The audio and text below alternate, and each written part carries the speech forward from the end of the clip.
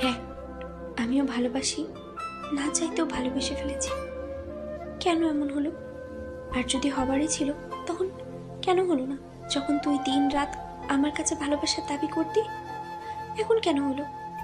যখন তুই অন্য কারোর সাথে জীবন শুরু করেছিস, আমি জানতাম তোর ভালোবাসা শুধুই একটা মোহ ছিল, কিন্তু আজ কেন ভাগ্য এমন একটা জায়গায় এনে দাঁড় করিয়ে দিল যেখানে আমি তোকে ফিরেও পাবো না, আবার তোকে ছাড়তেও পারছি না।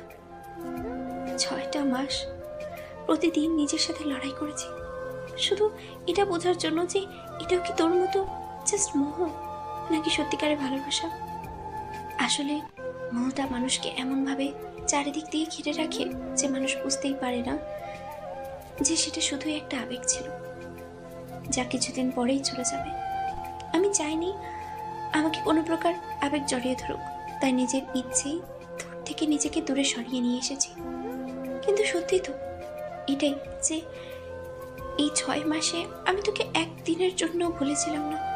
প্রতিদিন মনে পড়তে তোকে, ভাবতাম এটা হয়তো মোহ, যা কিছুদিন পরেই চলে যাবে।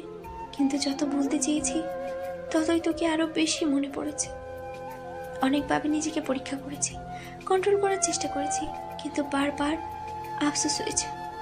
অবশেষে আজ বুঝলাম এটা মোহ না, ভালোবাসা।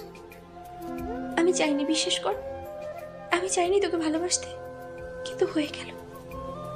I am sorry. জানিস, আমি ভাবতাম যে তোর সাথে অন্য একজন আছে, এটা দেখে আমার হিংসে হয় না কেন। আজ বুঝলাম ভালোবাসায় হিংসের কোনো জায়গা থাকে না, কারণ ভালোবাসা মানেই বিশ্বাস। আর যেখানে এই বিশ্বাসটা থাকে যে তুই আমাকে ভালোবাসিস, সেখানে হিংসাটা থাকে না। আমি জানি তুই আর আমার নেই, তবুও জানি না কেন মন বলে তুই আজও আমাকেই ভালোবাসিস। আর তাই হয়তো আমার হিংসেও হয় না, বরং এটা ভেবে খুশি হয় যে তুই খুশি আছিস। যাই হোক, ভালো থাকিস।